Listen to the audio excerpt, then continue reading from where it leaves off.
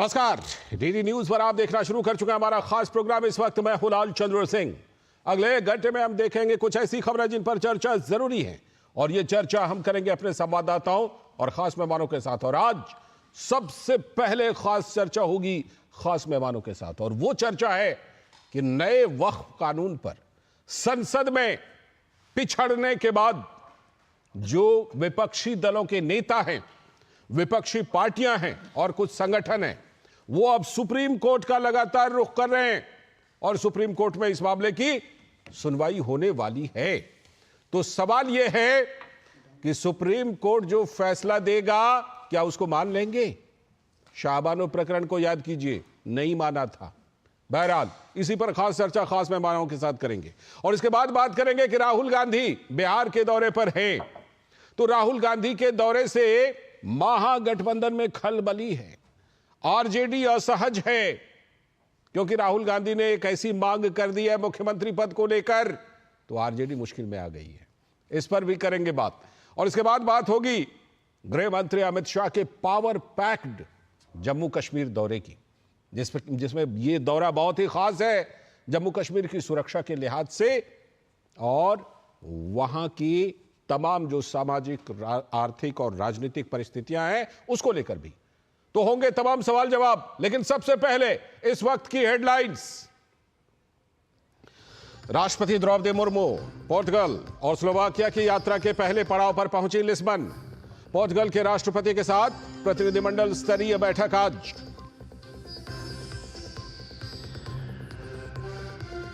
जम्मू कश्मीर के दौरे पर केंद्रीय गृह मंत्री अमित शाह कठुआ में विनय सीमा चौकी पहुंचकर शहीद को दी श्रद्धांजलि। राजभवन में शहीद पुलिस कर्मियों के परिजनों से मुलाकात। पश्चिम बंगाल शिक्षक भर्ती घोटाले में घिरी ममता सरकार। भाजपा का सीएम ममता बनर्जी के खिलाफ विरोध मार्च। सुप्रीम कोर्ट 25,000 से भी अधिक शिक्षकों और कर्मचारियों की नियुक्ति कर चुका है रद्द। चेन्नई में 10 स्थानों पर ईडी का एक्शन। संदिग्ध अवैध वित्तीय लेन देन मामले में राज्य के नगर प्रशासन मंत्री और परिजनों के घर पर रेड जारी। नए वक्फ कानून पर विपक्ष का विरोध जारी। कई विपक्षी पार्टियों समेत कुछ संगठनों ने सुप्रीम कोर्ट का दरवाजा खटखटाया। सर्वोच्च अदालत में मामले की सुनवाई। कांग्रेस नेता राहुल गांधी आज बिहार के दौरे पर, तो वहीं कन्हैया कुमार की पलायन रोको नौकरी 2 यात्रा में राहुल गांधी हुए शामिल, और राहुल की यात्रा से आरजेडी असहज। और बेंगलुरु में युवती के साथ छेड़छाड़ पर कर्नाटक के गृह मंत्री का विवादित बयान। गृह मंत्री जी परमेश्वर ने कहा, बड़े शहरों में अक्सर हो जाती है इस तरह की घटनाएं। बयान की हो रही है कड़ी आलोचना। ये थी इस वक्त की हेडलाइंस। अब देखते हैं खबरों को विस्तार से, और आज सबसे पहले खास चर्चा खास मेहमानों के साथ, और वो चर्चा वक्फ एक्ट पर सियासी बवाल की चर्चा, जो संसद के बाद अब सुप्रीम कोर्ट तक मामला पहुंच गया है। वक्फ संशोधन बिल लंबी चर्चा के बाद संसद के दोनों सदनों से पारित हुआ, और राष्ट्रपति से मंजूरी मिलने के बाद यह विधेयक कानून का दर्जा भी ले चुका है। लेकिन कुछ सियासी जमात रुकने का नाम नहीं ले रही है। सर्वोच्च न्यायालय में अब तक वक्फ कानून के खिलाफ 6 याचिकाएं डाली जा चुकी हैं, और ये याचिका बढ़ती जा रही है, और इन पर अविलंब सुनवाई की मांग की गई है। कपिल सिब्बल वरिष्ठ वकील ने जमाते उलेमा हिंद की तरफ से जल्द सुनवाई की मांग की है। लेकिन सबसे पहले तो कांग्रेस की ओर से सुप्रीम कोर्ट में याचिका डाली गई थी। इसके बाद कई राजनीतिक दलों ने, नेताओं ने और संगठनों ने कोर्ट का रुख किया। संविधान का हवाला देकर इस एक्ट को गैर संवैधानिक बताने की पुरजोर कोशिश हो रही है, लेकिन तय तो सुप्रीम कोर्ट को करना है कि उनकी मांग कितनी मुनासिब है, या फिर सिर्फ परसेप्शन बनाने के लिए यह नूरा कुश्ती जारी रहेगी। याद कीजिए, पीएम मोदी ने कहा इस मामले पर कि यह कदम सामाजिक आर्थिक न्याय, पारदर्शिता और समावेशी विकास के सामूहिक प्रयास की दिशा में एक महत्वपूर्ण क्षण है। लेकिन जिन्हें सामाजिक न्याय से ज्यादा चिंता वोट की है, उन्होंने संसद में पारित वक्फ संशोधन विधेयक के खिलाफ सुप्रीम कोर्ट जाने का फैसला कर लिया है। नए संशोधित विधेयक उम्मीद में जिन बिंदुओं पर गौर किया गया है उसे समझा जा सकता है। आजादी के 75 साल बीत जाने के बावजूद बहस इस पर जारी है कि देश संविधान से चलेगा या फिर शरिया से। आखिर किसी खास मजहब के लिए अलग से बोर्ड की जरूरत ही क्यों पड़ी और क्यों उसे देश के विधान से ऊपर रख दिया गया। उधर कर्नाटक हाईकोर्ट ने पिछले दिनों राज्य और केंद्र सरकार को अविलंब यूसीसी लागू करने का यानी समान नागरिक संहिता लागू करने का सुझाव दिया ताकि जाति और मजहब से परे भारत की सभी महिलाओं को न्याय मिल सके। कोर्ट ने कहा कि भारत के संविधान के अनुच्छेद 44 के तहत समान नागरिक संहिता पर कानून बनाने से भारत के संविधान के प्रस्ताव में निहित उद्देश्य और आकांक्षाएं सच्चे मायने में पूरी होंगी, जिसमें धर्मनिरपेक्षता, लोकतांत्रिक गणराज्य, राष्ट्र की एकता, अखंडता, न्याय, स्वतंत्रता, समानता की रक्षा होगी। समान नागरिक संहिता यानी यूसीसी लागू होने से निश्चित रूप से महिलाओं को न्याय मिलेगा, सभी के लिए स्थिति और अवसर की समानता प्राप्त होगी।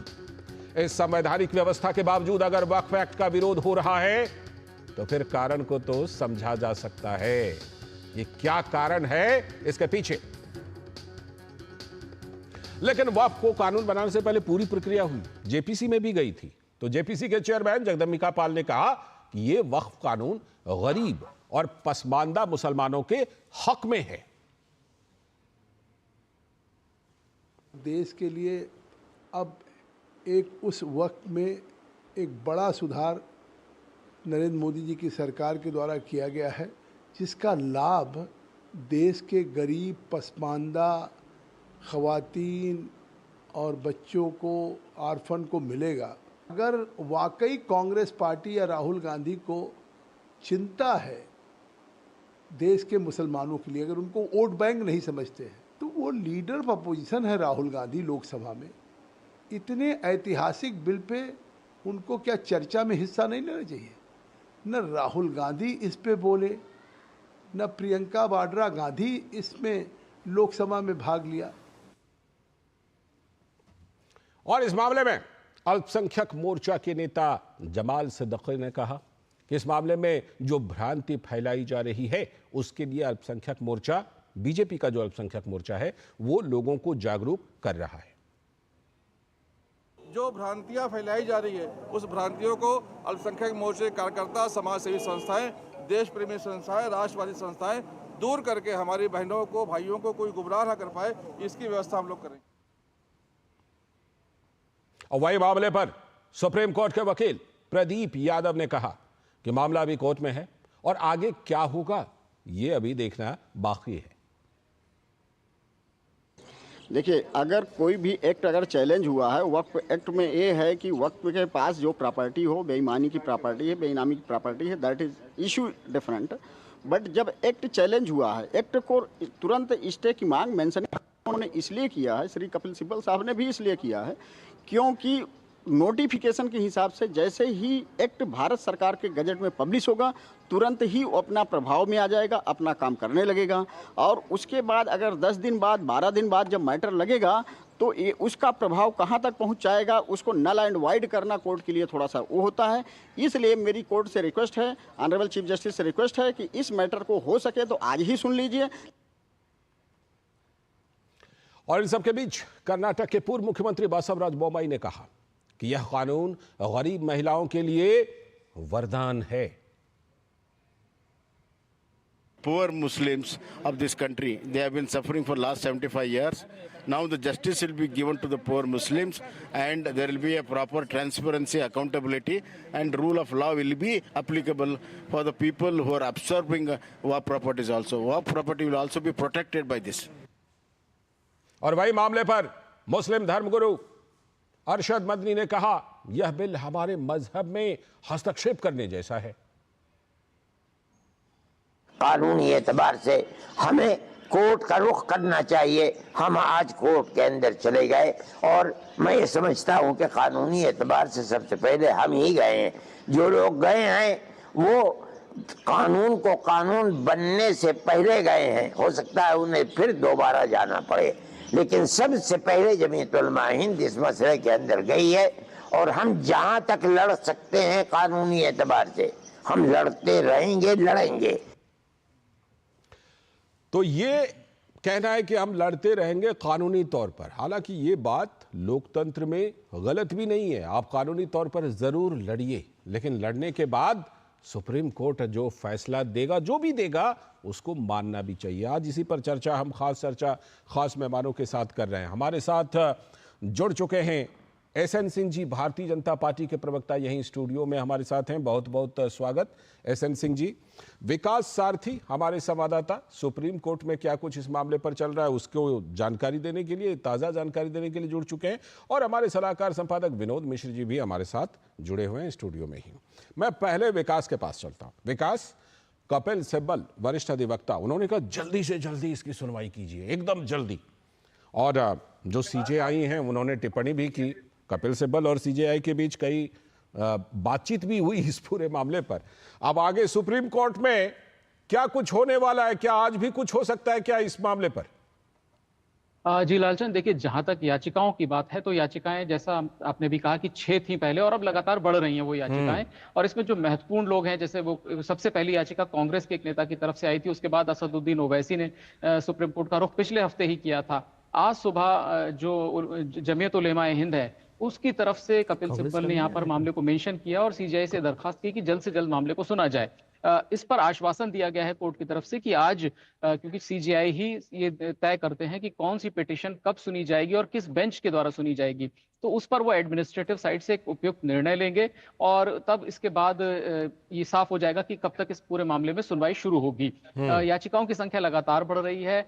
यहाँ तक कि डीएमके जो पॉलिटिकल पार्टी है, कांग्रेस है, एआईएमआईएम है, ये बहुत सारी पॉलिटिकल पार्टीज ने भी कुछ ने याचिकाएं दायर कर दी हैं और कुछ आने वाले दिनों में याचिका दायर करेंगे, चाहे वो आरजेडी हो। तो ये लिस्ट लगातार बढ़ती जाएगी। जो मूल मांग है मुख्य तौर पर वो सब में यही है कि ये इसके क्रियान्वयन पर, जो कम से कम जब तक सुप्रीम कोर्ट सुनवाई नहीं कर लेता, इसके क्रियान्वयन पर अंतरिम रोक लगा दी जाए। हालांकि कोर्ट कितना इसको तवज्जो देगा इस मांग को, ये देखने वाली बात होगी, क्योंकि जब कोई एक्ट जो दोनों सदनों से पास होने के बाद, कोई बिल दोनों सदनों के पास होने के बाद एक्ट बन गया है, वो नोटिफाइड कर दिया जाता है, तो सुप्रीम कोर्ट में सुनवाई हमेशा इस आधार पर होती है कि संसद ने पारित किया है, संसद का अधिकार है, तो ये ठीक ही होगा जो संसद ने किया है। तो पूरा जो दायित्व है, जो पूरी जिम्मेदारी है, वो याचिकाकर्ताओं की बनती है कि वो साबित करें कि ये किस तरह से असंवैधानिक है। तो ये जब मौका आएगा सुनवाई के लिए, सुप्रीम कोर्ट सुनेगा, तो याचिकाकर्ता जो बातें रख रहे हैं अभी पिटीशंस में, वही कोर्ट के सामने रखें। ठीक है, मैं लौटता हूं आपके पास, बने रहिएगा आप।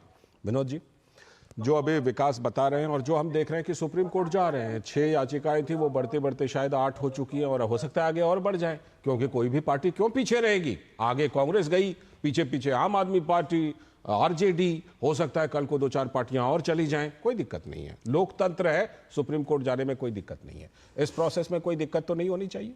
विनोद जी, मैं विकास जी की बात को थोड़ा सा आगे बढ़ा देता हूं।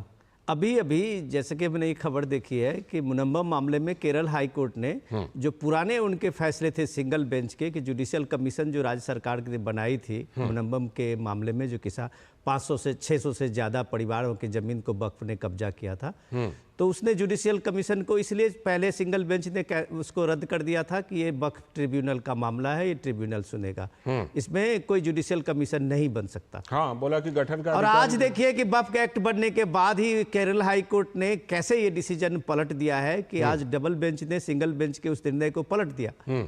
और सिंगल बेंच केस पलटते ही डबल बेंच ने कहा कि जो जुडिशियल कमीशन है केरल सरकार की, वो एग्जिस्ट करेगी और उसकी सुनवाई होगी, वो अपने हिसाब से उसकी जांच करेगी। नए कानून के आलोक में हुआ। मैं तुरंत एक खबर देखा हूं, इसलिए मैं विकास जी के उसमें आपको मैं ऐड कर रहा हूं। इस बात में सिर्फ मीडिया की खबर के हिसाब से बता रहा हूं। तो ये एक कानून बनने से साथ ही कि आप ये देखिए कि कोर्ट के माननीय उच्च न्यायालय में, केरल के कोर्ट में, उनके सामने में ऐसा कुछ था नहीं कि वक्फ ट्रिब्यूनल ही उसको सुनेगा। तो उसके बाद उनको जुडिशियल कमीशन लगा कि ये गैर संवैधानिक होगी इस लिहाज से, तो उन्होंने वक्फ ट्रिब्यूनल के पावर को रिकॉग्नाइज किया।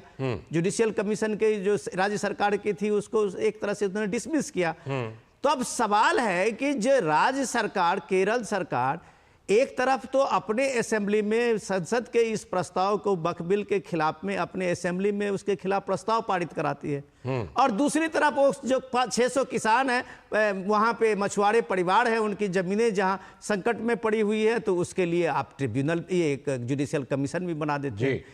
तो इस देश में जो भसर मचा हुआ था उसको एक तरह से इस वक्फ एक्ट बनने के बाद आप ये कह सकते हैं कि द एंड हो गया। इस नया एक्ट ने लगभग ये जितने भी पेचीदगियां थी उसको लगभग खत्म कर दिया है। अब नए एक्ट में नए सुधार के साथ में आज जब ये सुप्रीम कोर्ट में जल्दी जल्दी की मचा रहे हैं, देखिए ये प्रेसिडेंट के से मंजूरी मिल गई है, ये एक्ट का रूप ले लिया है जी। आपने इसी तरह का आप सिर्फ परसेप्शन बनाते हैं, जो सीए के लेके जो परसेप्शन बनाया गया कि आपकी नागरिकता खत्म हो जाएगी, लोगों को सड़कों पर उतार दिया गया। आप जमाते उलेमा हिंद के अभी सुन रहे थे अशरफ मदनी साहब, और वो क्या कह रहे थे, सबसे पहले हम हैं जो हमने ये एक लड़ाई सुप्रीम कोर्ट में लाया। ये सबसे पहले का मतलब क्या होता है? ये होता है कि ये रहनुमा है। कांग्रेस पार्टी का दावा है कि सबसे पहले हमारे एमपी गए हैं तो हम हैं। तमिलनाडु के लोग स्टालिन कह रहे हैं सबसे पहले हम हैं। ये भैया ये सबसे पहले सबसे तेज जो बनने की कोशिश हो रही है, ये इस देश में एक समुदाय को एक तरह से भ्रम में डालने की कोशिश हो रही है। जब वक्फ एक बन गया और लोगों को एक रास्ता दिखाया, जो उम्मीद ने एक नया लाइट दिया है, उसको अभी फिर से ये अंधकार में लाना चाहते हैं। बिल्कुल। संदीप त्रिपाठी जी हमारे साथ जुड़े हुए हैं, कांग्रेस के नेता। स्वागत संदीप जी, आप ही के पास मैं आ रहा हूं। सबसे पहले सबसे चैंपियन क्या कीजिएगा इस मामले में बन करके? शाहबानो मामले में तो सुप्रीम कोर्ट के ही फैसले को पलट दिए थे। अब अगर सुप्रीम कोर्ट इस मामले में कोई फैसला देता है तो शाहबानो वाले मामले की तरफ पलट तो नहीं देंगे? या राज्य सरकार, जो कांग्रेस की राज्य सरकारें हैं, वहां से तो विधानसभा से प्रस्ताव पारित करवा ही रहे हैं इसके कानून के खिलाफ? लाल जी, जितनी चीजें आपने कही वो लोकतांत्रिक और संवैधानिक हैं, वो विधानसभा को अधिकार होता है। ठीक, बहुत सारे मामलों में वो अपने अधिकार का उपयोग कर रही है, तो मुझे नहीं लगता कि किसी को इसमें बुरा मानने जैसी कोई चीज। अब रही बात पहले रहनुमा बनने की, तो सर हम तो किसी का क्रेडिट नहीं खाते हैं सर, हम क्रेडिट चोर नहीं है सर कि नाम बदल के क्रेडिट ले लें। अब सर राम मंदिर को ही ले लीजिए सर, हमारे शंकराचार्यों ने, संतों ने मुकदमा लड़ा सर, एक क्रेडिट चोर आया और सारी क्रेडिट ले लिया सर। वही मैं कह रहा हूँ, जलेबी की तरह घुमाते रहते हैं त्रिपाठी। नहीं सर, जलेबी की तरह से घुमा नहीं है आप। वक्फ बोर्ड पर बोलिए और मुझे बताइए, वक्फ बोर्ड पर बोलते हुए मुझे ये बताइए कि शाहबानो वाले मामले में सुप्रीम कोर्ट के ही फैसले को पढ़ते थे, आज सुप्रीम कोर्ट ही जा रहे हैं। अब विनोद जी के पास सर वो पैरासूट है, वो विदेश तक जा सकते हैं। हम सर अगर सरकार की बात कर दें तो सर हम मुद्दे से भटक जाते हैं और साहब पूरा भाजपा का प्रचार कर देंगे। तब नहीं सर, बताइए सर, मैं माफी मांगता हूं, आप सर कंटिन्यू करिए। जी सर, दिक्कत ये है, अभी आपने कहा कि अब सर हमारी सरकार तो है नहीं कि हम पलट देंगे, तो ये सर सवाल ही बेईमानी है ना सर। आने पर पलट दीजिएगा ना, जब सरकार कभी आएगी तो पलट दीजिएगा, ये तो बोल रहे हैं आप लोग। कानून ही, बिल्कुल सर, बिल्कुल हम इसको जो है भारत के संविधान के अनुकूल बनाएंगे।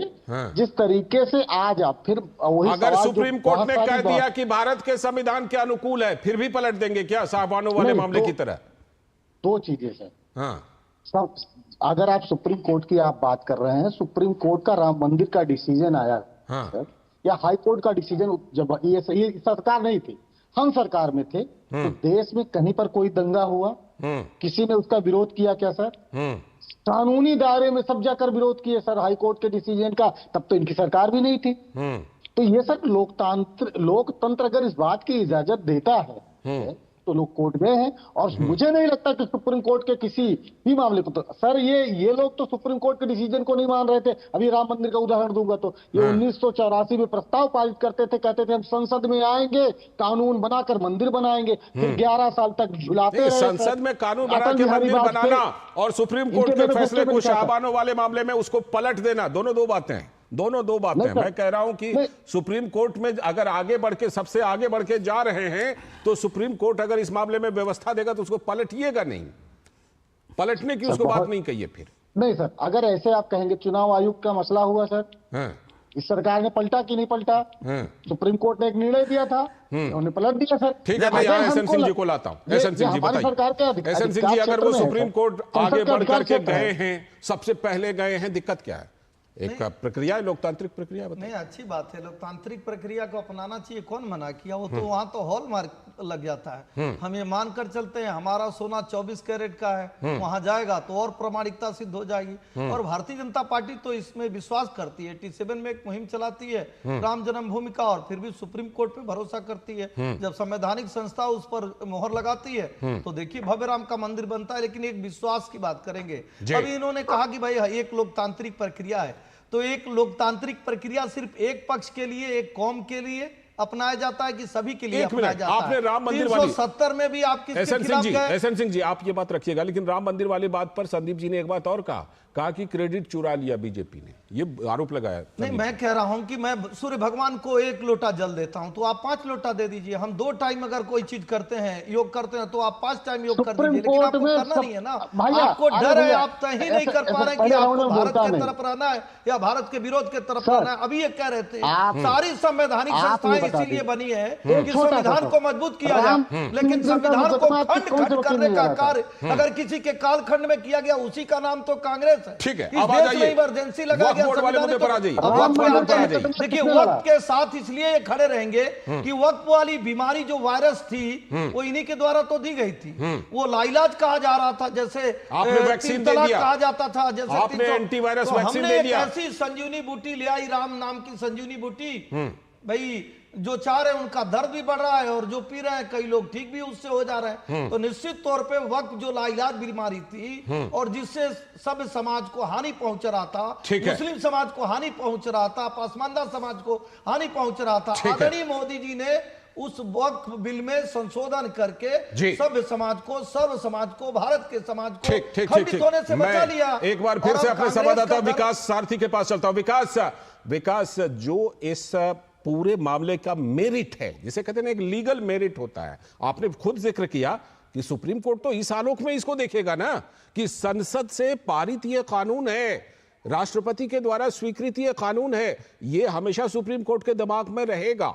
उसके बावजूद जाहिर सी बात है लोकतंत्र में पूरी छूट है, उसको वहां पर चुनौती दी गई है। अब आगे इस मामले में आपको क्या होता हुआ अगले कुछ दिनों में दिख रहा है क्या? देखिए, जहां तक जो दलीलों की बात है तो वो यही कहा गया है कि जो एक अल्पसंख्यक, धार्मिक अल्पसंख्यकों को जो एक प्रोटेक्शन दी गई है कि वो अपने संस्थान या अपनी बॉडीज को चलाने के लिए उनको स्पेशल राइट्स दिए गए हैं, उसका ये उल्लंघन कर रहा है, ऐसा आरोप लगाया गया इन सभी याचिकाओं में। और जिस तरह से नॉन मुस्लिम्स को भी अब इस जो वक्फ बोर्ड होंगे स्टेट के, उनमें सदस्य बनाया जाएगा, तो इन आपत्तियों को याचिका में उठाया गया है। सुप्रीम कोर्ट क्या किन दलीलों पर आगे सुनवाई करेगा ये भी देखना होगा, क्योंकि मामला बहुत पेचीदा है। और संविधान की जब व्याख्या है, खासतौर से जब ये प्रोटेक्शन की बात की जा रही है कि कॉन्स्टिट्यूशन में जो प्रोटेक्शन मिला है, अगर ये बड़ा ये मामला और पेचीदा लगता है सुप्रीम कोर्ट को, तो वो संविधान पीठ के पास मामला जाएगा और ऐसे में वक्त लगेगा। इंटरिम स्टे जो बिल एक्ट्स होते हैं उन पर बहुत ही कम मामलों में आप मतलब उंगलियों पे गिन सकते हैं ऐसे मामले हैं जिनमें एक्ट्स के इंप्लीमेंटेशन पर सुप्रीम कोर्ट ने रोक लगाई है। तो इसमें जो सबसे बड़ी दलील की अंतरिम रोक दे दी जाए वो मिलेगी या नहीं, ये बड़ा सवाल है। क्योंकि आमतौर पर अधिकतम मामलों में बहुत ही कोई एक्सेप्शन होगा जब सुप्रीम कोर्ट ने किसी एक्ट के क्रियान्वयन पर रोक लगाई हो। तो वो अगर नहीं लगती है तो आगे आने वाले दिनों में लंबी सुनवाई चलेगी और उसका कोई असर नहीं चल सकती है। लेकिन जो फोकस है वो अंतरिम रोक पर है। विनोद जी, फोकस अंतरिम रोक पर है और जो केस का मेरिट है उसके हिसाब से विकास कह रहे हैं कि देखिए ये बड़ा रेयर मामला होता है कि सुप्रीम कोर्ट संसद के दोनों सदन पास करें, कानून बने और उस पर सुप्रीम कोर्ट फाइनल रोक लगाए, ये बड़ा रेयर मामला।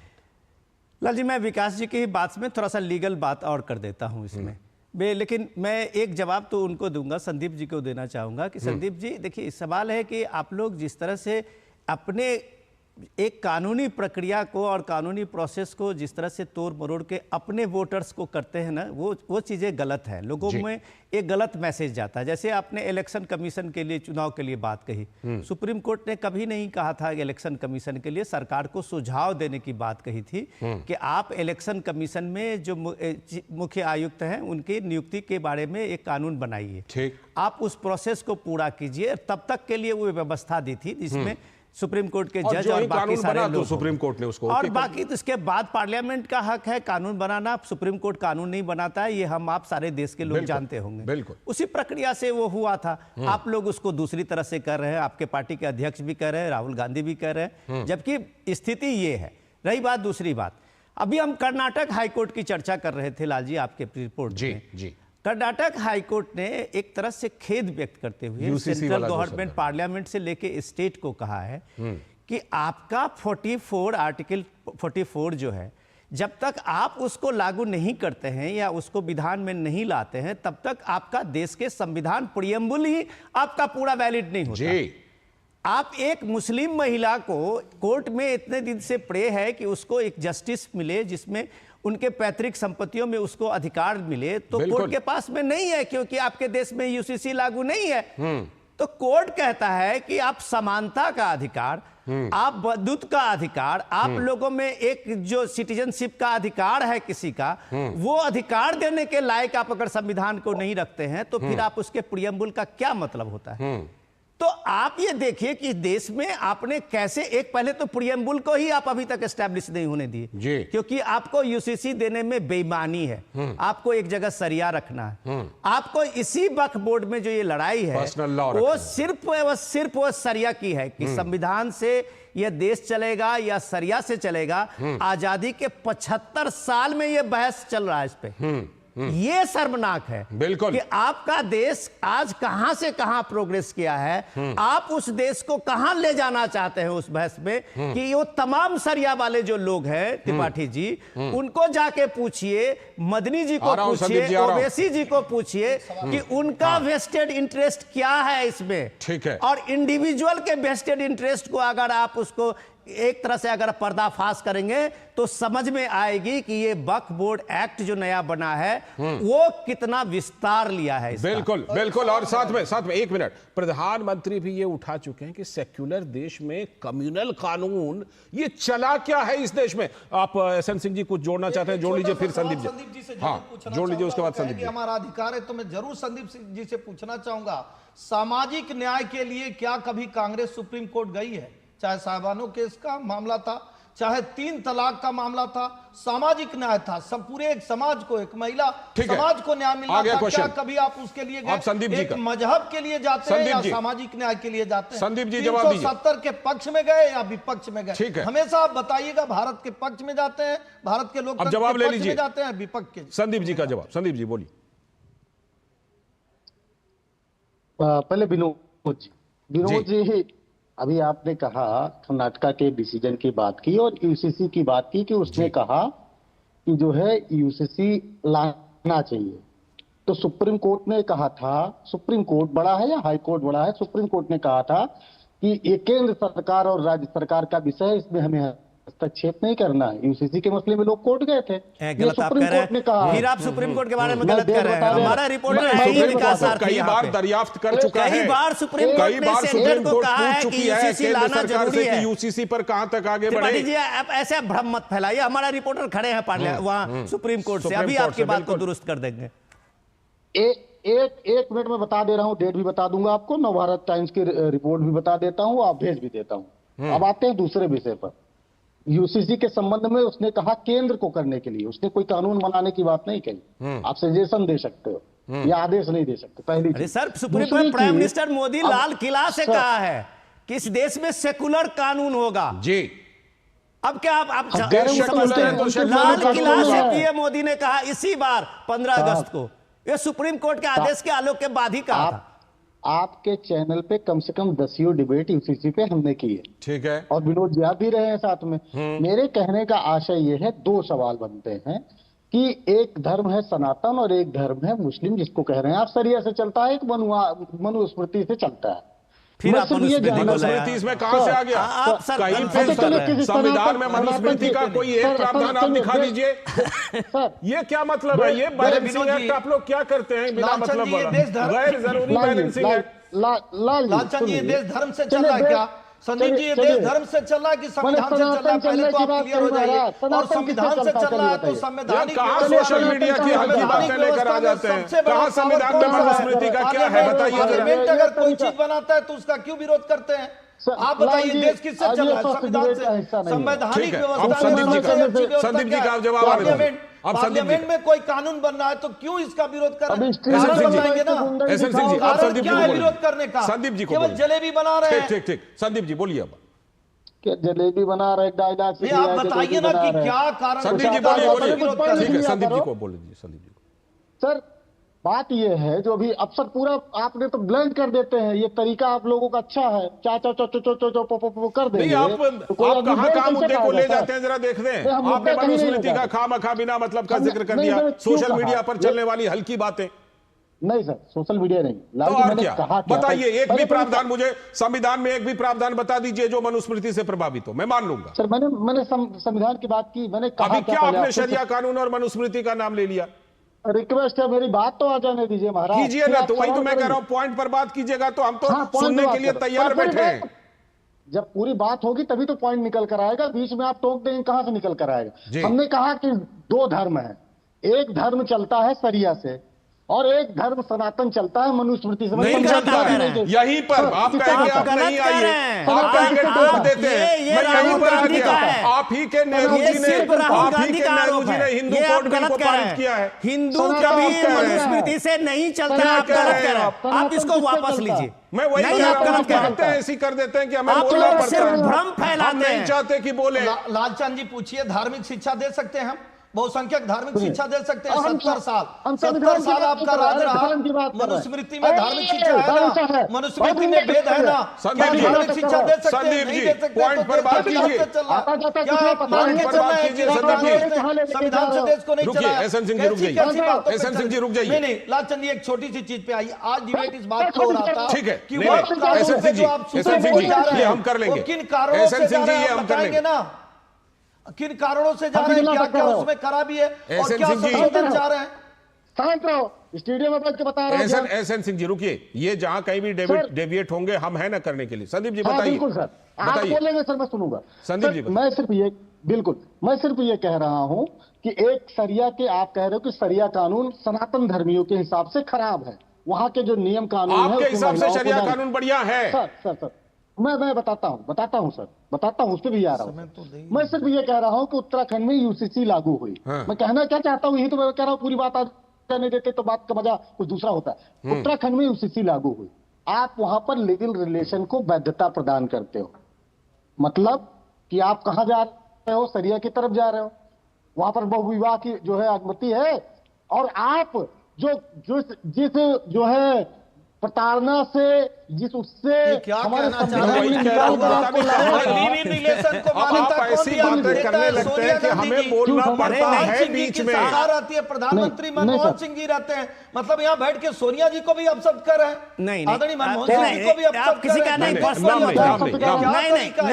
ये गलत है त्रिपाठी जी, ये गलत है सर। आप नहीं एसएन सिंह जी, आप भी पर्सनल मत होइए, किसी के बारे में पर्सनल मत बोलिए। आप बताइए। एक मिनट सर, लाल जी मैं एक मिनट निवेदन कर रहा हूं लास्ट में। त्रिपाठी जी देखिए, आपका लॉजिक जो भी हो, लेकिन आप कुतर्कों के साथ अपने, मैं वही कह रहा हूं।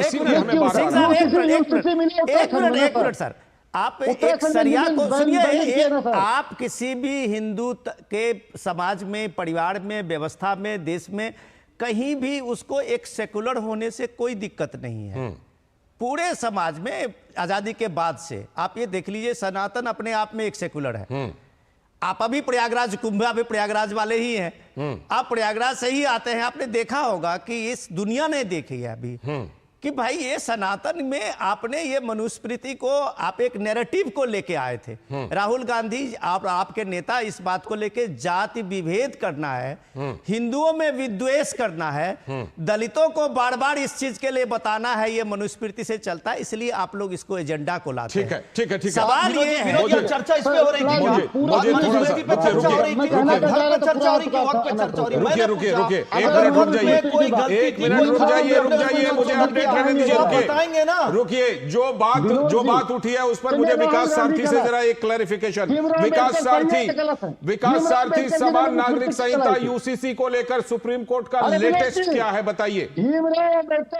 रुकिए, एक बार अपडेट ले लीजिए, संदीप जी, उसके बाद आ रहा हूं। जी लालचंद, यहाँ पर जब भी सुप्रीम कोर्ट में इस तरह के मामले आए हैं जब मेंटेनेंस का मसला होता है तो कई बार सुप्रीम कोर्ट ने यह टिप्पणी की कि जब तक आप यूनिफॉर्म सिविल कोड नहीं लाएंगे तब तक इस तरह की जटिलताएं आती रहेंगी, क्योंकि होता क्या है कि जब भी विवाद होता है पति पत्नी के बीच, अगर वो मुस्लिम है तो पत्नी को सीआरपीसी के सेक्शन 125 के तहत मुकदमा दर्ज करके मेंटेनेंस लेना पड़ता है।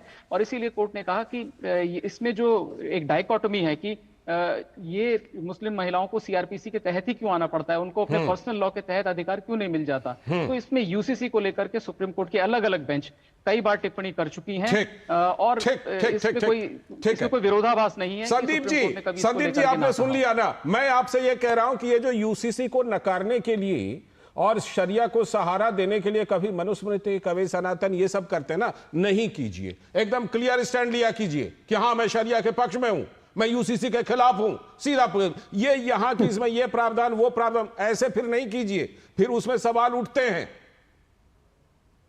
सर फिर मैं कह रहा हूं, जो मैंने बात कहा कि अगर लिविंग को वैलिड नहीं किया हो तो आप सवाल खड़े कर सकते हैं। अगर आपने वैलिड किया है तो उसमें सवाल खड़े होंगे ना सर। ये तो हमारा जो है सनातन नहीं कहता ना सर, सनातन इसमें बात की अनुमति नहीं देता है। आप वक्त पे आइए, आप चले जाइए केरला से लेकर एहसन सिंह जी, आपसे ये सवाल ये कि कई राज्यों ने यूसीसी पर काम किया है, सेंट्रल लेवल पर भी यूसीसी आएगी ना, बिल्कुल बिल्कुल आएगी और बिल्कुल आएगी। लाल किले के प्राचीर से हमारे प्रधानमंत्री जी कह चुके हैं, हमारे गृह मंत्री जी कह चुके हैं और आज भी मैं यहाँ कह रहा हूँ, देश का संविधान ये कहता है और देश के संविधान को मजबूती देने के लिए देश में एक तरह का कानून होना चाहिए। दो तरह के कानून क्यों होने चाहिए? बिल्कुल नहीं होने चाहिए। और अगर कोई विभेदता है, कहीं किसी भी तरह का कोई अंतर है, तो इसीलिए तो कहा गया कि आम राय बना के और बहुत सारी चीजों पे आम राय बना के अगर एक कानून आता है जो सभी के लिए बराबर हो, बराबर के दृष्टिकोण से देखा जाए, बराबर की दृष्टिकोण से निर्णय लिया जाए, तो निश्चित तौर पे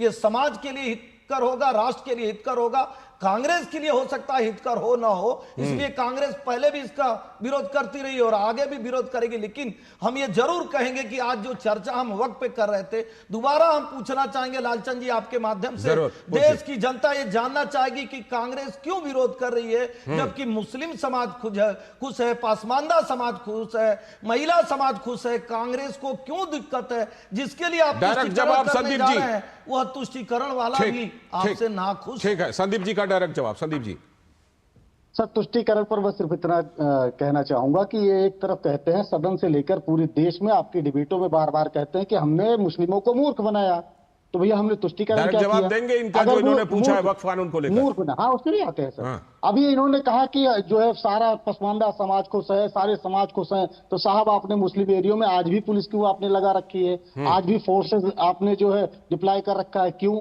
कौन सा वो डर है? अगर सब खुश हैं तो आप जो है उनको खुशी नहीं मनाने दे रहे हैं, इसलिए पुलिस लगा रखी है क्या? तीसरी चीज अभी आपने कहा, भारत में तो कहीं पुलिस रामनवमी की आपके नजरों में दोष है, कानून व्यवस्था बनाए रखने के लिए, शांति की अपील के लिए सारी संवैधानिक संस्थाएं अपने हिसाब से काम करती हैं। अगर आपको लगता है कि नहीं आपके हिसाब से काम होगा, ठीक है, विनोद जी का एक लाइन आपने अपने हिसाब से विनोद जी को लाइन, विनोद जी को एक मिनट में लास्ट में त्रिपाठी जी आपसे भी निवेदन करूंगा कि सवाल दिक्कत क्या है कि जिसको पीएम ने कहा, पीएम ने इस पे अपनी जो पहली प्रतिक्रिया दी थी, इसमें सामाजिक न्याय का इसे कानून बताया था। बिल्कुल, ये देश में एक बड़ा रिफॉर्मेशन है। आप कह सकते हैं कि लंबे अरसे के बाद लोगों को ये इस बात को लगा होगा कि सामाजिक सुधार लाने के लिए ये वक्फ एक्ट है, उसका आप 2-3 साल के बाद देखेंगे इसका परिवर्तन।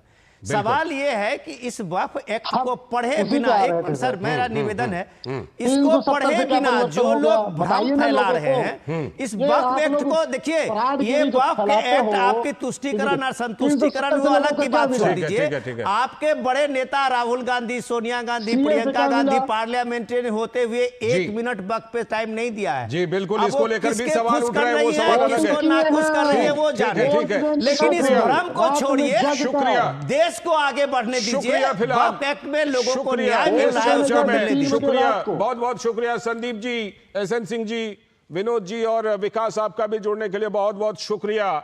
ये जाहिर सी बात है कि संसद में मात खाने के बाद सुप्रीम कोर्ट गए, यहां तक तो ठीक है, लेकिन सुप्रीम कोर्ट जो कहे उसको मान लीजिएगा, फिर वो शाहबानो वाले मामले की तरफ पलटिएगा नहीं, और सड़क पर विरोध करने की एक सीमा है, उस सीमा को पहचान कर रखिएगा।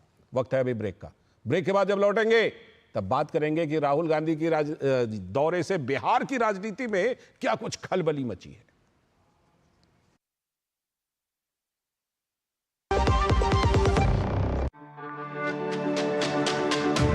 मेरी पसंद, मेरी पसंद, मेरी पसंद, मेरी पसंद, हमारी पसंद, हम सबकी पसंद। मजबूत देश का मजबूत सरिया हो गया स्टील। जो लक्ष्य चुना था समझ आने लगा है। GLA यूनिवर्सिटी, उच्च लक्ष्य की निश्चित प्राप्ति।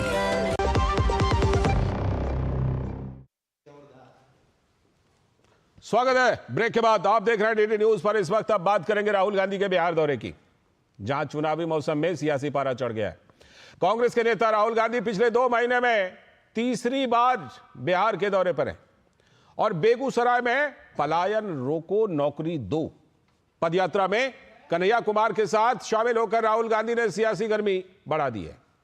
लेकिन महागठबंधन में नेता को लेकर कंफ्यूजन भी बढ़ गया। इससे कांग्रेस की जड़ मजबूत करने के लिए उतरे NSUI के राष्ट्रीय प्रभारी कन्हैया कुमार और प्रदेश के प्रभारी कृष्णा लावारू को ताकत देने राहुल गांधी आज बिहार पहुंचे और करीब 1 किलोमीटर की यात्रा उन्होंने की। पलायन रोको नौकरी दो वाली उस पदयात्रा में शामिल हुए। उसके बाद उस पदयात्रा से निकल गए और इसके बाद पटना में संविधान बचाने को लेकर सम्मेलन में शिरकत की।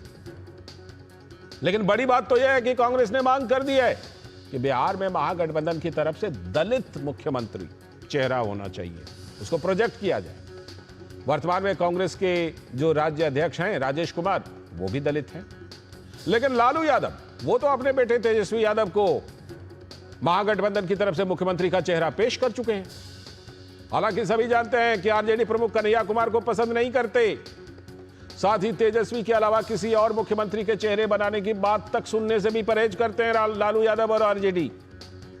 आरजेडी तो पहले से कह रही है कि महागठबंधन का सीएम फेस तेजस्वी यादव ही हैं। तो राहुल गांधी के दौरे को लेकर केंद्रीय मंत्री नित्यानंद राय ने कहा कि राहुल तो जहां भी जाते हैं अपने गठबंधन को सबसे पहले नुकसान पहुंचा आते हैं। और केंद्रीय मंत्री गिरिराज सिंह ने भी तीखी प्रतिक्रिया दी इस दौरे पर।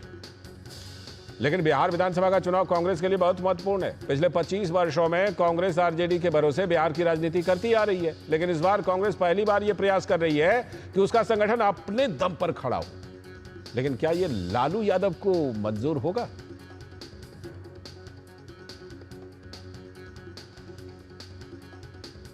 तो राहुल गांधी के दौरे पर केंद्रीय मंत्री गिरिराज सिंह ने कहा कि राहुल गांधी तो बिहार में भ्रम फैलाने के लिए आए हैं।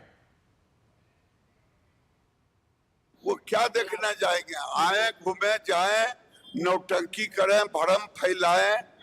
उनको भगवा रंग से नफरत है, इसीलिए वो सफेद रंग चुने हैं। और मामले पर कांग्रेस के नेता इमरान मसूद ने कहा कि सरकार बेरोजगारी, महंगाई जैसे मुद्दे पर कुछ नहीं करती। लोगों को असल मुद्दे से भटकाया जा रहा है। तो प्लान देखिए, हर जगह स्थिति यह है कि तराई तराई मची हुई है, रोजगार है नहीं, नौजवान के पास रोजगार नहीं है, नौजवान रोजगार के लिए परेशान है और ये उल्टे सीधे मुद्दे ला करके लोगों का ध्यान भटकाते रहते हैं। इसके अलावा देश में कुछ हो ही नहीं रहा है। वहीं बिहार से भाजपा के नेता शाहनवाज हुसैन ने इस पर प्रतिक्रिया देते हुए कहा कि कांग्रेस और आरजेडी दोनों बिहार को नुकसान पहुंचाने में बराबर के भागीदार हैं। कांग्रेस पार्टी को यह भी याद होना चाहिए कि जब केंद्र में सरकार थी, लालू जी रेल मंत्री थे, तो मनमोहन सिंह के नेतृत्व में सरकार में उसमें भी नौकरी के बदले ज़मीन वाला जो मामला आया, उसके दाग भी कांग्रेस के ऊपर हैं। कांग्रेस पार्टी राजद की बराबर की भागीदार है। कांग्रेस को उस जिम्मेदारी को लेना ही पड़ेगा। और जहाँ तक राहुल गांधी का दौरा है, वो उनको मालूम है कि उनकी हालत वही होनी है जो दिल्ली में होनी थी। कांग्रेस नेता राहुल गांधी की यात्रा से आरजेडी असहज है, तो क्या कहना है आरजेडी के नेता मृत्युंजय तिवारी का? उनको भी सुन लीजिए। बिहार में चुनावी वर्ष है, हर दल के नेता आ रहे हैं, कार्यक्रम कर रहे हैं, इसमें हर्ज क्या है? से राहुल गांधी जी लोकसभा में प्रतिपक्ष के नेता हैं, वो भी अपने पार्टी का, कांग्रेस पार्टी का कार्यक्रम में भाग लेने आए हैं। बिहार में श्री राहुल गांधी जी श्री तेजस्वी यादव जी की जोड़ी से विपक्ष घबराई हुई है। मधुरेश नारायण हमारे संवाददाता पटना से जुड़ रहे हैं। मधुरेश, सिर्फ 1 किलोमीटर की यात्रा, भारत जोड़ो यात्रा में पता नहीं कितने हजार किलोमीटर करने के बाद भी आज 1 किलोमीटर में, लेकिन चलिए उसको छोड़िए। राहुल गांधी ने और कांग्रेस ने जो ये मांग रख दी है कि दलित चेहरा होना चाहिए मुख्यमंत्री का, पहले ही आरजेडी और कांग्रेस के बीच तनातनी तो काफी थी, कन्हैया कुमार को आगे करने को लेकर, कांग्रेस के अलग प्रोग्राम को लेकर, सीटों के बंटवारे को लेकर। ये एक और कील ठोक दी कि भाई दलित चेहरा होना चाहिए। उधर वो कहते हैं तेजस्वी यादव के अलावा किसी का नाम ही नहीं। जी बिल्कुल, देखिए बिहार में कांग्रेस लगभग 20-30 सालों से राजद की पॉकेट पार्टी बनकर के रह गई है, और आज राहुल गांधी ने पटना में संविधान बचाओ सम्मेलन में जो सबसे बड़ी बात कही, उन्होंने ये कहा कि पिछले 30 सालों में बिहार में हमसे बड़ी गलती हुई है और हमने उस लेवल पे काम नहीं किया जिस लेवल पे हमें करना चाहिए था।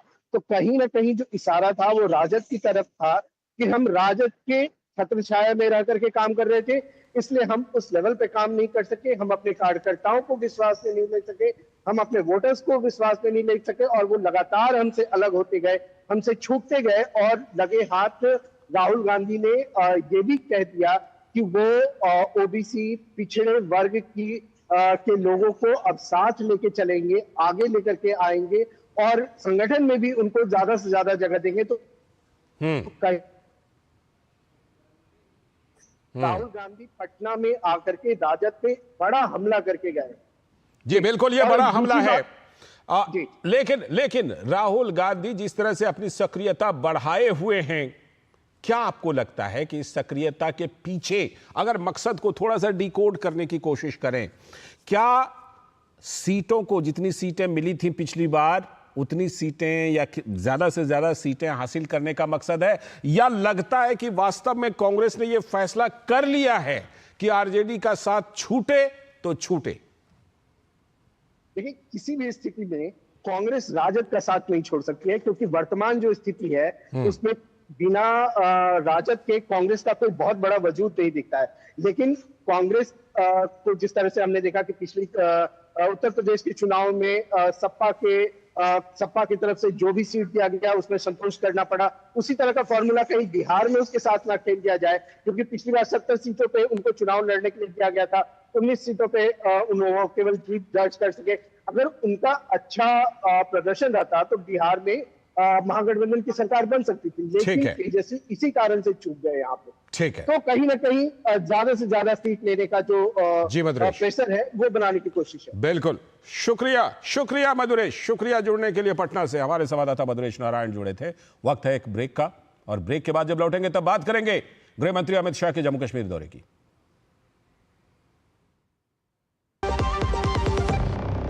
जब धरती चीर कर निकलता है लोहे का पत्थर और मिलता है मोंगिया के जोश से, फिर तपता है, पिघलता है और बनता है फौलाद। अब होता है सरिया सारी खूबियों के साथ। मोंगिया स्टील, मजबूत देश का मजबूत सरिया।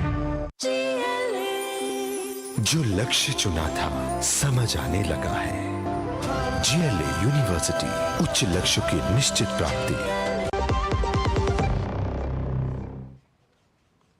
स्वागत है ब्रेक के बाद। आप देख रहे हैं डीडी न्यूज पर। इस वक्त अब बात करेंगे जम्मू कश्मीर के दौरे पर गृह मंत्री अमित शाह के दौरे के बारे में। केंद्रीय गृह मंत्री जम्मू कश्मीर के दौरे पर हैं। 3 दिवसीय दौरे में सुरक्षा व्यवस्था का जायजा ले रहे हैं लगातार। 3 दिन का दौरा है, सोचिए, बहुत महत्वपूर्ण। तो अमित शाह ने कठुआ में विनय सीमा चौकी पर पहुंचकर शहीद जवान सहायक कमांडेंट विनय प्रसाद को श्रद्धांजलि दी, और राजभवन में शहीद पुलिस कर्मियों के परिजनों से अमित शाह की मुलाकात है। जम्मू कश्मीर के सरहदों पर स्थायी अमन बहाली की कोशिशों को मुमकिन बनाने की पहल तेज की गई, और इसी के तहत यह दौरा है। केंद्रीय गृह मंत्री अमित शाह सीमा पर सुरक्षा स्थिति की समीक्षा कर रहे हैं। कल यानी मंगलवार को श्रीनगर स्थित राजभवन में अमित शाह विकास परियोजनाओं का जायजा लेने वाले हैं, और मंगलवार को ही यानी कल ही श्रीनगर स्थित राजभवन में जम्मू कश्मीर के सुरक्षा हालात पर भी उच्च स्तरीय समीक्षा बैठक है। तो बहुत ही महत्वपूर्ण यह कार्यक्रम केंद्रीय गृह मंत्री का। तो जम्मू कश्मीर के भाजपा प्रवक्ता अल्ताफ ठाकुर ने कहा कि गृह मंत्री अमित शाह जी यहां सुरक्षा व्यवस्था की समीक्षा के लिए 3 दिवसीय दौरे पर आए हुए हैं। सिक्योरिटी के लिहाज से एचएम साहब का ये दौरा है और मुख्तलिफ वफूद जो शहीदों की फैमिलीज है उनके साथ मिलेंगे। शाह साहब की विजिट की इंपॉर्टेंस इसलिए बढ़ती है क्योंकि अभी आपने देखा कि पाकिस्तान बहुत ज्यादा कोशिश कर रहा है कि जम्मू कश्मीर में अमन को फिर डिस्टर्ब करने की। उसी नजरिए से अगर एक देखा जाए तो शाह साहब एक स्ट्रैटेजी बनाएंगे यहाँ। तो गृह मंत्री का जो जम्मू कश्मीर का दौरा है कितना खास है, क्या कुछ खास है, इस पर बात करने के लिए हमारे सलाहकार संपादक विनोद मिश्र जी हमारे साथ जुड़े हुए हैं।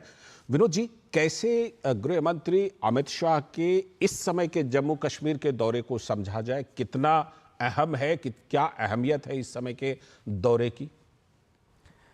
लाल जी, हम पिछले दिनों से देखते रहे कि अमित शाह अभी छत्तीसगढ़ से आए और उन्होंने यही बात कही थी कि जीरो टॉलरेंस अगेंस्ट वायलेंस और टेररिज्म। जी। तो जहाँ तक आपने देखा होगा कि माओइस्ट के खिलाफ में, माओइज्म के खिलाफ में भारत सरकार की जो पहल है और भारत सरकार की जो कामयाबी है, बस्तर के जो सबसे वो डेन एरिया रहा है माओइस्ट का, और लगभग उसको भी अनक्लेम्ड कर दिया है। तो ये मामूली बात नहीं है, एक बड़ा संकल्प है जो कम से कम होम मिनिस्ट्री ने दिखाया है माओइस्ट के खिलाफ में। बिहार और कई ऐसे स्टेट हैं जहां आप कह सकते हैं गढ़चिरौली से लेके महाराष्ट्र के उन इलाकों में अगर आप कह सकते हैं कि अगर अमित शाह की बात कह रहे हैं कि मार्च 26 तक उन नक्सलवाद से पूरे देश को आज़ाद कर देंगे, तो ये बात आपको देखने में साफ मिल रहा है। रही बात कि ये जो जीरो टॉलरेंस है अगेंस्ट वायलेंस का, वो जम्मू कश्मीर के खास करके बॉर्डर इलाकों में पिछले दिनों जो जम्मू के इलाके में खास करके जो कुछ पॉइंट आईबी के पास पे जो सेंसिटिव हुए हैं, जो पहले ऐसा नहीं था, तो उसके कारण जो प्रॉब्लम बढ़े हैं, चाहे उसके कारण वहाँ छिटपुट घटनाएं हुई है, पुलिस पे और पैरामिलिट्री के फोर्सेस पे जिस तरह के अटैक की चीज़ें हुई है, आपने पिछले महीनों में देखा होगा, टारगेट किलिंग कई जगहों पे हुई है। तो जाहिर सी बात है कि उस व्यवस्था को चुस्त दुरुस्त करने की एक बड़ी ज़रूरत तो है। अभी जम्मू कश्मीर में इलेक्टेड गवर्नमेंट है, इलेक्टेड गवर्नमेंट का अपनी एक रिस्पॉन्सिबिलिटी है, वो सारे कर रहे हैं, लेकिन सुरक्षा के नाते अगर आप देखेंगे कि होम मिनिस्ट्री की वहाँ एक बड़ी जिम्मेदारी अभी भी बनती है। तो अमित शाह का ये दौरा जो 3 दिवसीय दौरा है, वो शायद लगता है कि वो यही एक बेस्ट कोऑर्डिनेशन बनाने, और बेस्ट कोऑर्डिनेशन के साथ में वो ये भी जरूरत है कि एक कम्युनिकेशन जो है, जम्मू कश्मीर पुलिस है, पैरामिलिट्री फोर्सेज है और उसके बाद भारतीय सेना है, तो ये सारी चीजें कहीं भी कोई किसी तरह की कोई कम्युनिकेशन गैप ना हो, तो एक बार बार इस तरह की रिव्यू मीटिंग होनी जरूरी होती है, और वो एक तरह से होती भी रही है। और सीधे अमित शाह का पहुंचना, श्रीनगर पहुंचना, कमांड के साथ वो मीटिंग की चर्चा होना, तो ये आप कह सकते हैं कि ये जम्मू कश्मीर में आने वाले समय में अभी अमरनाथ यात्रा की शुरुआत होगी, टूरिज्म की हलचल तेज होगी, तो इन सब चीज़ों का और टूरिज्म का फ्लो बढ़ेगा, जो एक रिकॉर्ड आपने पिछले साल, उससे पिछले साल देखा है। तो मुझे लगता है कि इस यात्रा के बहुत मायने हैं, सिक्योरिटी उसमें सबसे इंपॉर्टेंट है। बिल्कुल सबसे इंपॉर्टेंट है। और आपने रिव्यू की बात कही, ओमर अब्दुल्ला सरकार जब से बनी है तब से वो कह रहे हैं कि राज्य का दर्जा वापस मिल जाना चाहिए। ये जो इस तरह की रिव्यू है, ये कहीं ना कहीं उस चीज से भी जाकर के जुड़ती है कि अगर संतोषजनक हालात लगे तो केंद्र ने कहा भी है, प्रधानमंत्री ने भी कहा है कि जब हमें लगेगा कि हाँ बिल्कुल सही माहौल है तो राज्य का दर्जा वापस दिया जाएगा। ये इस तरह की रिव्यू मीटिंग कहीं ना कहीं उससे भी जाकर जुड़ती है। फिलहाल जी मुझे नहीं लगता अभी इसकी चर्चा है, पार्लियामेंट का कमिटमेंट है। अमित शाह कई बार संसद में इसकी बात चर्चा कर चुके हैं गृह मंत्री कि वहाँ स्टेटहुड जो है उनको मिलेगा, तो इसमें कोई कंफ्यूजन नहीं है। हाँ, टाइमिंग की बात है, इलेक्शन में का एक मुद्दा चूंकि उमर अब्दुल्ला का ये था, तो उनका जरूर ये डिमांड हमेशा इस बात के लिए रहेगी कि भाई कम से कम स्टेटहुड हमें मिलना चाहिए। लेकिन ये इसमें कंफ्यूजन इसलिए नहीं है कि ये पार्लियामेंट में संसद के पटल पे जब गृह मंत्री का बयान है, सरकार का बयान है, तो ऑब्वियसली आज हो कल हो वो तो होना है। इंपॉर्टेंट ये है कि जम्मू कश्मीर के हालात में अभी सबसे इंपॉर्टेंट है कि आप जून के समय से आप अमरनाथ यात्रा देखेंगे, शुरुआत होगी, बड़ी तादाद में वहां टूरिज्म का एक हलचल तेज होगा। तो ये जो छिटपुट घटनाएं हो रही है, अब आप देखिए कि वहां सेपरेटिज्म जो है लगभग एक तरीके से वो पूरा का पूरा उसका पन्ना क्लोज हो गया है। खुद अमित शाह ने इस बात के लिए अब संसद में भी इसकी चर्चा की थी।